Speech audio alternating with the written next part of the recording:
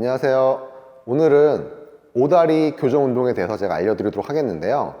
우선 이 오다리라고 하는 거는 다리를 붙이고 섰을 때 무릎과 무릎 사이 간격이 7cm 이상 벗어나면 정형외과적으로 오다리라고 평가를 할 수 있고요. 두 번째로는 무릎뼈가 그냥 정면을 보고 있는 게 아니고 다리가 안쪽으로 돌았기 때문에 무릎뼈가 서로 마주보고 있어요. 무릎뼈가 서로 마주보고 있고요. 또 하나 그 말은 곧 이 허벅지뼈 있죠. 허벅지뼈가 안으로 돌아가게 되고 그거에 따라 밑에 있는 경골하고 비골이라고 하는 뼈도 안으로 돌아가게 돼요.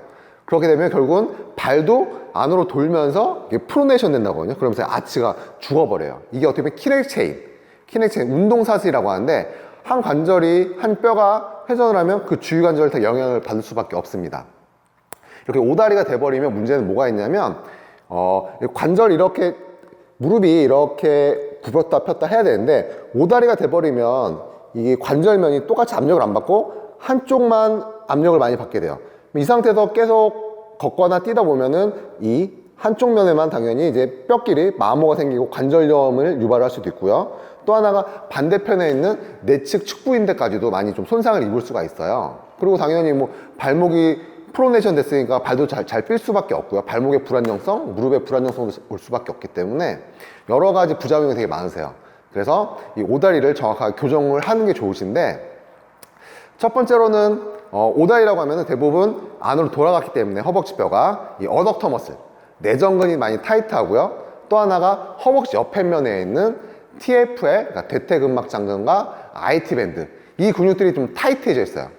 이 타이트해지면 얘네들이 이제 대퇴골을 안으로 돌리고요. 반대로 그러면 얘를 바깥으로 벌리고 외전시켜주는 근육이 약하다는 뜻이잖아요. 그 말은 곧 중둔근과 대둔근 운동을 좀 해주셔야 돼요. 또 한 가지가 이제 발에서 발이 엎침, 프로네이션이 되기 때문에 이거를 인버전 시켜줄 수 있는 근육이 후경골근이 되게 강한데요. 후경골근이 대표적인 인버터 머슬이라고 해요.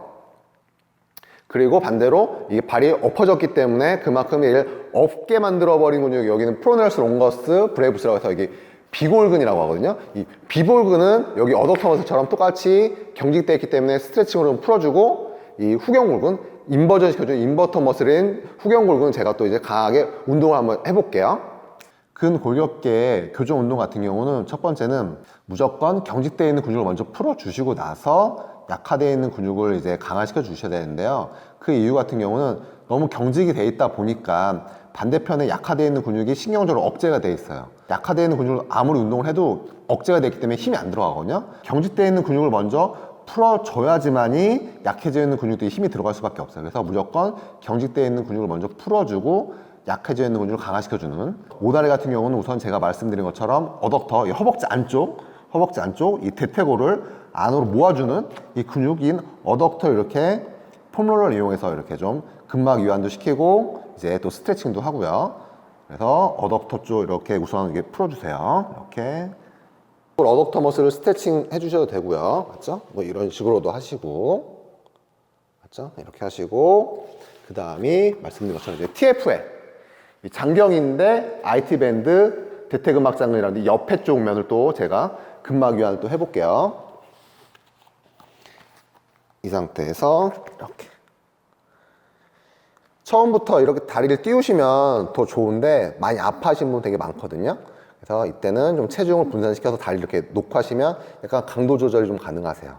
그래서 이렇게 IT 밴드, 장경인데, 그다음 어덕터 머슬들 풀어주시고요. 이 근육들이 대퇴골을 안으로 돌리니까 오다리는 대퇴골이 안으로 돌아간 거라서 다시 바깥으로 돌리는 근육인 중둔근과 대둔근 운동도 해주셔야 돼요. 이렇게 풀어주시고, 그 다음이 이제 중둔근과 대둔근 운동을 해주셔야 되는데, 혹시 이런 밴드 있으신가요? 집에 밴드를 이 다리 사이에 끼신 다음에요.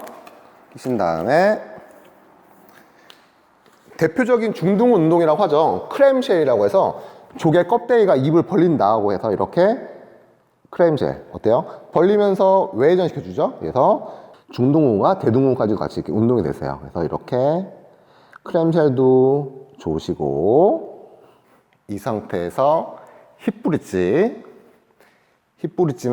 여기서 강도를 좀 올리시려면 다리를 하나 들어서 한 발로 해서 확실히 엉덩이를 더, 대둔근이죠 이건. 대둔근. 지금처럼 중둔근과 대둔근만 고립해서 운동을 해주시는 것도 중요하지만 더 중요한 거는 이런 근육들이 기능적으로 다 같이 움직일 때, 그때 협응적으로 잘 움직이면서 강화시켜주는 게 되게 중요하세요. 그래서 이렇게 이런 사이드 스텝, 이거 되게 좋아하거든요 제가. 근데 이런 사이드 스텝 통해서 중둔근과 대둔근을 같이 통합적으로 강화시켜줄 수 있는 이런 운동이 되게 중요하세요. 이번에는 아까 나왔던 이 밴드를 또 이용해서 보세요. 이 밴드가 이 다리를 안 계속 모으려고 하잖아요. 맞죠? 그래서 이 상태에서 밑에 밴드를 찬 상태에서 무릎을 벌리면서 스쿼트를 하는 거죠. 무릎 벌리면서 스쿼트. 그렇죠. 무릎을 벌리면서 스쿼트. 이번에는 발목이 프로네이션으로 무너져 있기 때문에 이 발목을 다시 살려줄 수 있는, 얘를 다시 인버전 시킨다고 하거든요. 인버전 시켜줄 수 있는 후경골근을 운동시켜주고, 또 하나 얘를 무너뜨리게 했던 이 비골근을 또 스트레칭을 통해서 제가 억제를 시켜볼게요. 비골근 같은 경우는 이 옆라인에 있는 근육이에요. 이 종아리 옆에 여기 있어서 똑같이 이렇게 놓고 여기를 이렇게 비벼주는 거죠. 이렇게. 비골근은 이렇게 근막 이완시켜 주시고요. 그리고 나서 이제 인버전을 시킬 수 있는 후경골근 제가 운동을 해볼게요. 이번에는 후경골근, 그래서 뭐 포스테리어 티비알레스라고 하는데, 이 후경골근 같은 경우는 발의 아치를 살려주는, 이렇게 발을 들어주는 이런 기능과 더불어서 이렇게 까치발을 세워주는 이런 기능을 하거든요. 그래서 이게 돌시 플렉션이고 이게 플랜터 플렉션인데, 이게 플랜터 플렉션을 시켜줘요. 근데 이때 뒤꿈치를 들고 이렇게만 버티고만 있어도 후경골근도 많이 운동이 되고, 이 발바닥 안에 있는 얘 발바닥 이렇게 잡아주는 거 있거든요. 이 근육들이 되게 엄청 힘이 확 들어가 버려요. 그래서 이 상태에서 이러고만 있어도 운동이 많이 되고, 아니면 이 상태에서 이런 식으로 움직여도 운동이 훨씬 되게 많이 되세요.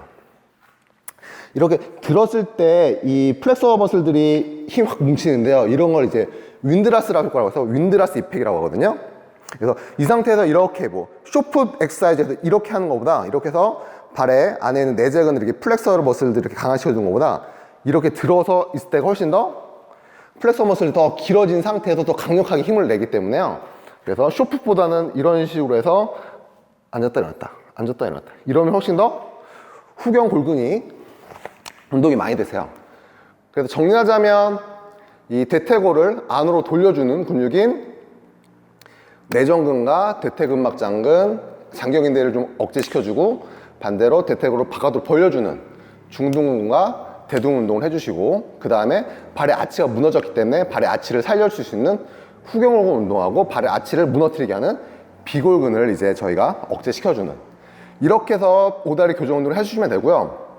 혹시나 이 교정 운동을 했는데 효과가 없어, 이런 분들 있거든요. 이런 분들 같은 게 이제 선천적 요인이긴 해요. 그래서 이 골반에서 뼈가 이걸 뭐 뒤로 가는 거 약간 레트로 버전, 앞으로 가는 거는 이제 안테 버전이라고 하는데, 이거 같은 경우는 선천적인 거 같은 경우는 솔직히 좀 힘드세요.